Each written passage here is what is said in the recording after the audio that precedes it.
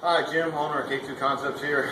We had a couple questions. Actually, we had a lot of questions on tanks, what to buy, what to invest in. Uh, there is no right answer. It's only right for you. Uh, there is a lot of choices, and this is not bashing one person or one builder or several builders.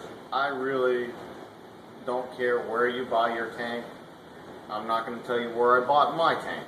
It doesn't matter if it's here, Taiwan, China, Australia. It really doesn't matter. In your backyard, whatever's right for you. What I'm going to tell you now, or what I'll show you my tank. I'll show you what to look out for. Not so much look out for, but what to look for in a tank. Just because the price is less doesn't necessarily mean it's the same thing. Okay, maybe they'll all get you from point A to point B. Some will get you there better than others, but the point is that your tank is a tool. Some tools are better than others. If you're going to pay less, chances are you're going to give something up. Okay, first and foremost, all right, how big is your tank? We get that question a lot. How big should I buy a tank? If you watch some of my videos, you'll see that 90% of our time is spent in this side of the tank, the first 24 inches. Okay, smaller the tank is, the faster it's going to warm up, the faster you can get to work. But on the other hand, if somebody walks in and they have a larger part, you may not be able to do it. So you may be turning away work. Okay, that's just going to depend on your target audience, your customer base. My opinion's always been I'd rather have it, not need it, than need it, not have it. For me personally, we bought the biggest one they had at the time. It was 200 or 250 gallons. I think they make up to a 300-gallon tank now, which is a little bit longer. Your tanks are all going to be 1 meter this way because that's as big the pattern that they make. You've got 1 meter, 80 centimeter, and 50 centimeter are your usual standard sizes. Okay. So 1 meter this way you can get up to maybe 8 foot. I think is the 300-gallon one. I'm not quite sure. I think this is 7. And depth-wise, ours is deep enough to where you can angle maybe even a bumper in this thing. Smaller ones are probably going to be a little more shallow. They're not going to carry much water. You're going to have to drain them a little more often because your water is going to get saturated with activator. Anytime you see your pattern crinkle up from the backside like a piece of broken glass, automotive glass, it'll crinkle up. That usually means that there's too much, actually it does mean there's too much activator in your water. Your water is saturated. Drain your water, get your fresh water in, and you'll be okay. You can see that we've drained the tank. I recommend that you drain the tank at least once a week. We drain ours on Fridays. That way, when we come in on Monday, it isn't all smelly and foul from sitting over the weekend. Okay. Secondly, stainless steel. Make sure your tank is stainless steel. You can build it out of whatever you want, but you got chemicals. You have the water. It really doesn't make sense not to have it built out of stainless steel. And I'm not just talking, I don't care what other people build theirs out of.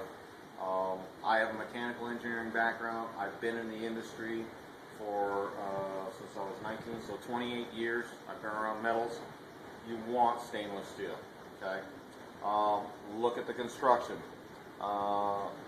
Every angle is a strengthening point, okay? It's in the engineering. You can see how this was bent here in the middle. That's a strengthening point. Remember that you're going to put 200-300 gallons in here. If you don't have these strong points, what's going to happen is your tank's going to flex. When it flexes, you're not going to be able to set up your dams properly, okay? So again, get the tank the right size, stainless steel. If you look down here, you want some kind of filtration system. I'm going to go through this real quick because I don't want this to be a 10-minute long video. But the bottom line is the water flows over this, flows through your filtration system, it catches all the debris, goes into a sump setup. that drains. Your motor's in here, pumps it all back, and you can clear the tank. You have a float valve in here that keeps your water level consistent. You have your heater elements in here. Okay, they're usually a little bit safer in this area because of the debris and crap that usually gathers on you. You can see they're dirty. We're cleaning them out. We'll clean them out real quick. Okay. You know, some kind of filtration system, some kind of water float valve, and your heater elements. All necessary. You want a heater element because it keeps your water at a consistent temperature. You want some kind of filtration because it keeps your water cleaner. All right. Lastly, right here for now. This is your board. When you hit your power switch, okay, we'll turn the heater off. Oh, and the other thing is whenever you're cleaning your tank, make sure your power's off. You don't want to activate your heater element while the tank is empty. You'll burn that thing out. So make sure you turn your power switch off when you're cleaning your tank, anytime. Okay, you have a heater switch. You can turn it on. You have your amp meter. You can set your temperature. What this does, this allows you to be consistent. Okay, that's the key, is consistency.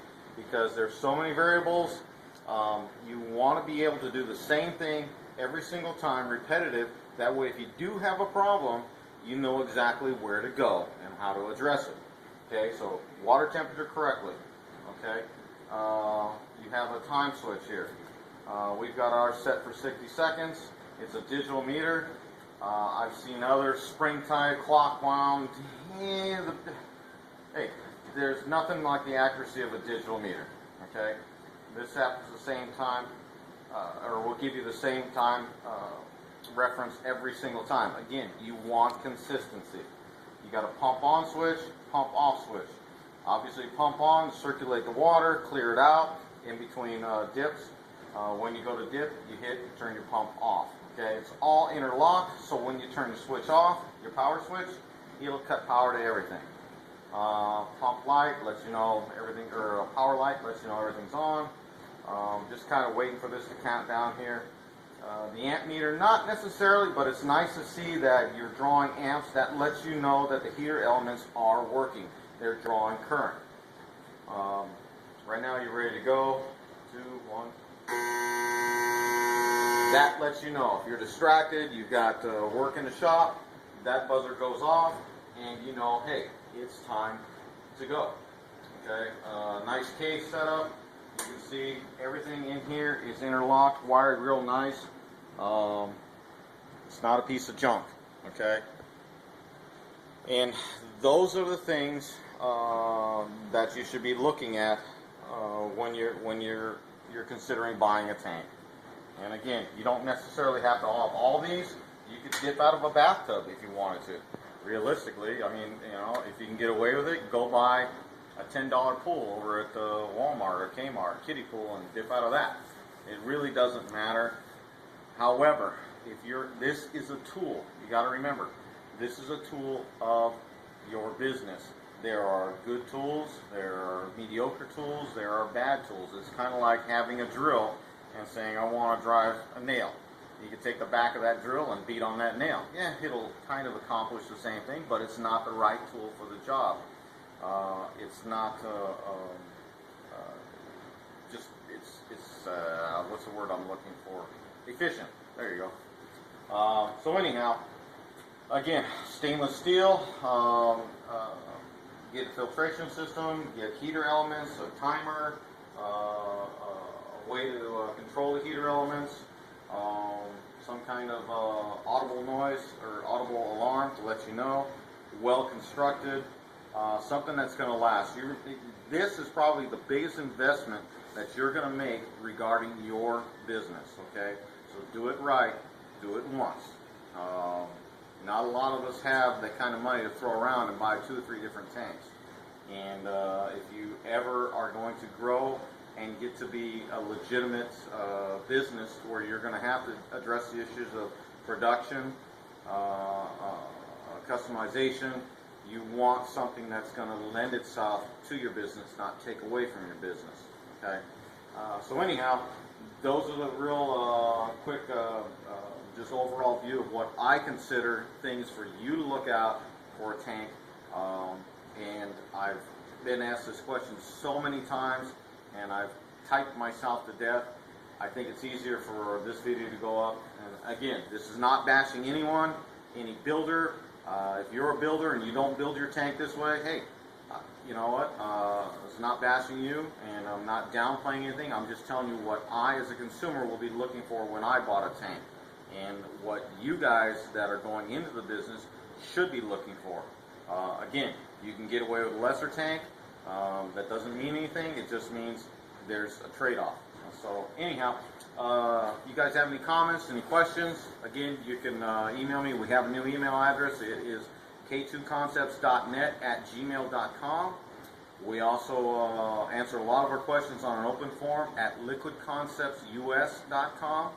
There's a forum there, a lot of good information, a very nice community, and you know, if you guys are looking to get into the business or have any other questions, please leave your comments or email us or join the forum. You know, contribute, tell us what you think. And that's it. Thanks. Talk to you later.